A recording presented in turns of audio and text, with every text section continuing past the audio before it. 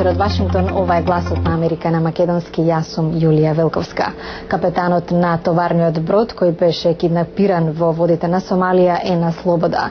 Сега сомалиските пирати се закануваат дека ќе ги нападнат американците кои во операцијата на спасување на капетанот убија тројца од нивните членови. Сомалиските пирати се закануваат дека ќе ги нападнат американските сили кои учествуваа во операцијата на спасување на капетанот Ричард Филипс, бидејќи при тоа биле убиени тројца членови од нивната група. Пиратите денеска изјавија дека Соединетите американски држави се сега нивни непријател и доколку фатат во заложништво кој било американец, можно е да го убијат. Еден од пиратите, Абдулај Лами, за Associated Press изјави дека, цитираме, во иднина Америка ќе биде таа што ќе жали и ќе плаче. Американски снайперисти од американската морнарица акцијата за спасување на капетанот Филипс се изведоа вчера. Вице-адмиралот Вилијам Гортни изјави дека пиратите кон Филипс имале вперено пушки од типот АК-47. Тој истакна дека американскиот председател Барак Обама дал зелено светло специјалците да употребат сила доколку увидат дека капетанот е во опасност. Сомалиските пирати Филипс го држаа во заложништво уште од средата во Чамец за спасување откако не успеа да го грабнат товарниот брод Марск Алабама во данска сопственост кој во водите на Сомалија пловеше под американско знаме. Членовите на екипажот на бродот кој пренесуваше хуманитарна помош за Кенија и кој во моментов се наоѓа во оваа земја, изјавија дека капитанот ги спасил нивните животи со тоа што се предал на пиратите.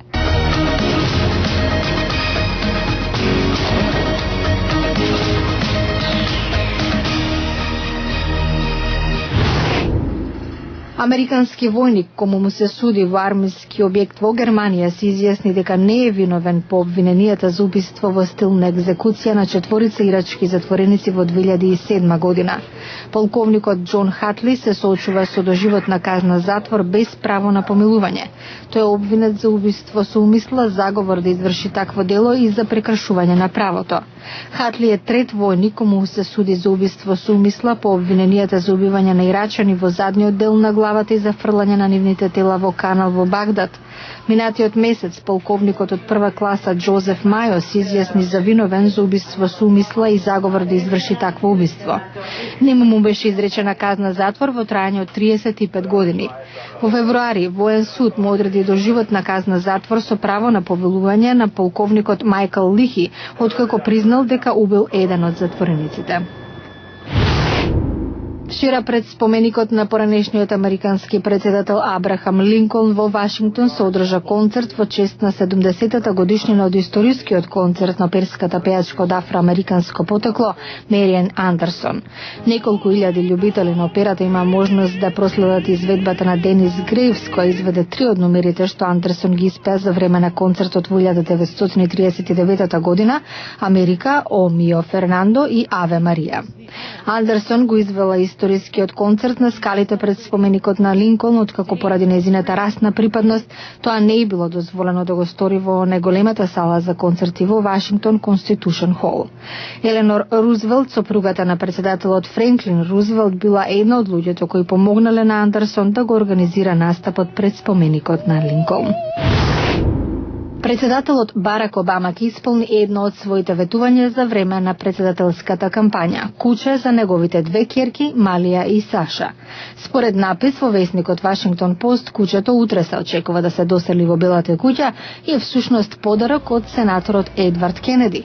Иако кучето се уште не е меѓу семејството Обама, ќерките на председателот веќе го одбрале неговото име. Тоа ќе се вика Бо.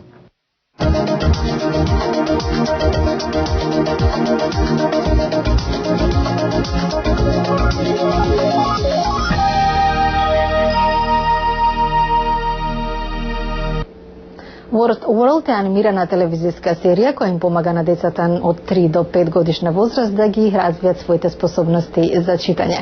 Според нова студија на Американскиот оддел за образование кој е ко-спонзор на ова шоу, доколку детето ја следи емисијата само 15 минути дневно, значително се подобрува неговиот вокабулар и подготвеност да чита. Во анимираното шоу World буквите се преобразуваат во зборови, а зборовите заживуваат. Дон Муди е автор на серијата. Dog, spelled D-O-G, when you Например, земете го зборот куче, кога ќе ги доближите буквите, тие магично се претвораат во куче и тоа мило, забавно и интелигентно куче. Идејата за ова шоу, вели Муди, е едноставна. Треба навистина да го анимирате детето и пожелно е децата да ги забавувате преку книгите. Приказните и шегите во серијата ги изведуваат група анимирани животни наречени пријатели на зборот.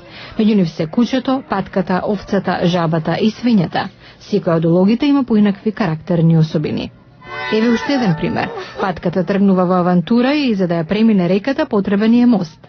Затоа ги наоѓа потребните букви за бридж или во превод мост и одеднаш тие се преобразуваат и се добива саканиот објект. S-H-A-R-K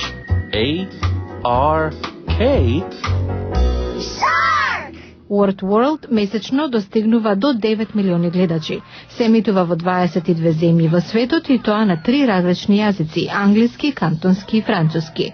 Од проектот се надеваат дека шоуто ќе ги инспирира луѓето ангажирани во образованието, како и уметниците, да почнат со изработка на слични серии со кои се подобрува способноста за читање кај децата на предучилишна возраст.